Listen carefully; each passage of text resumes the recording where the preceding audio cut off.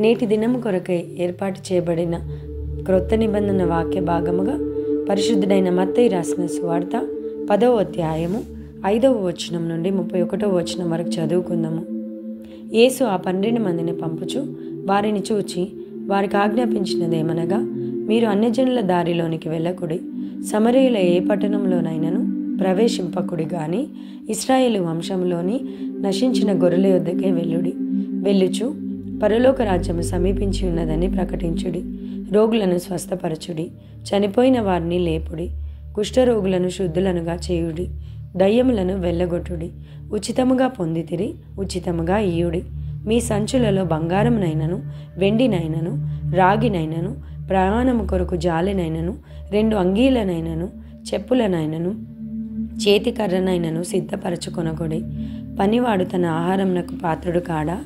మరియు మీరు ఏ పట్టణంలోనైనను గ్రామంలోనైనను ప్రవేశించినప్పుడు అందులో ఎవడు యోగ్యుడో విచారణ చేసి అక్కడ నుండి వెళ్ళే వరకు అతని ఇంటనే బస చేయుడి. ఆ ఇంటిలో ప్రవేశించుచు ఇంటి వారికి శుభమని చెప్పుడి. ఆ ఇల్లు యోగ్యమైనదైతే మీ సమాధానము దాని మీదికి వచ్చును, అది అయోగ్యమైనదైతే మీ సమాధానము మీకు తిరిగి వచ్చును. ఎవడైనను మిమ్మను చేర్చుకొనక మీ మాటలు వినకుండిన ఎడల మీరు ఆ ఇంటనైనను ఆ పట్టణమైనను విడిచిపోవునప్పుడు మీ పాదధూళి దులిపివేయుడి. విమర్శ దినమందు ఆ పట్టణపు గతి కంటే సొదొమ గొమొర్రా ప్రదేశముల గతి ఓర్వదగినదై ఉండునని నిశ్చయముగా మీతో చెప్పుచున్నాను. ఇదిగో, తోడేళ్ల మధ్యకు గొర్రెలను పంపినట్టు నేను మిమ్మల్ని పంపుచున్నాను. గనుక పాముల వలె వివేకులను పావురముల వలె నిష్కపటులునై ఉండుడి. మనుషులను గూర్చి జాగ్రత్త పడుడి. వారు మిమ్మును మహాసభలకు అప్పగించి తమ సమాజ మందిరములలో మిమ్మును కొరడాలతో కొట్టింతురు. వీరికిని అన్యజనులకును సాక్ష్యార్థమై నా నిమిత్తము మీరు అధిపతుల యొద్దకును రాజుల యొద్దకును తేబడుదురు. వారు మిమ్మును అప్పగించినప్పుడు ఎలాగు మాట్లాడుదుము, ఏమి చెప్పుదుము అని చింతింపకుడి. మీరేమి చెప్పవలెను అది ఆ గడియలోనే మీకు అనుగ్రహింపబడును. మీ తండ్రి ఆత్మ మీలో ఉండి మాట్లాడుచున్నాడే గాని మాట్లాడువారు మీరు కారు. సహోదరుడు సహోదరుని, తండ్రి కుమారుని మరణమునకు అప్పగించెదరు. పిల్లలు తల్లిదండ్రుల మీదను లేచి వారిని చంపించెదరు. మీరు నా నామము నిమిత్తము అందరి చేత ద్వేషింపబడుదురు.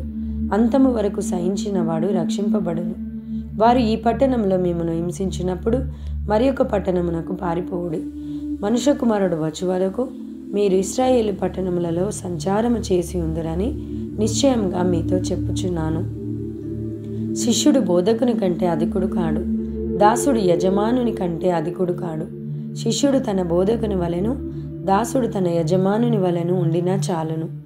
ఇంటి యజమానునికి బయల్జెబూలుని వారు పేరు పెట్టి ఉండిన ఎడల ఆయన ఇంటి వారికి మరి నిశ్చయంగా ఆ పేరు పెట్టుదురు గదా. కాబట్టి మీరు వారికి భయపడకుడి.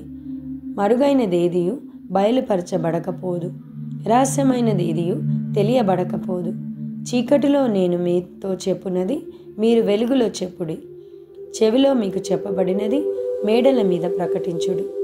మరియు ఆత్మను చంపనేరక దేహమునే చంపు వారికి భయపడకుడి గాని ఆత్మను దేహమును కూడా నరకంలో నశింపజేయగలవానికి మిక్కిలి భయపడుడి.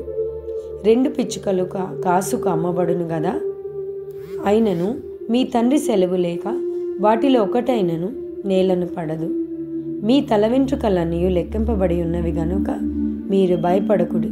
మీరు అనేకమైన పిచ్చుకల కంటే శ్రేష్ఠులు. ఈ పరిశుద్ధ వాక్యంను దేవుడు దీవించి ఆశీర్వదించును గాక. ఆమేన్.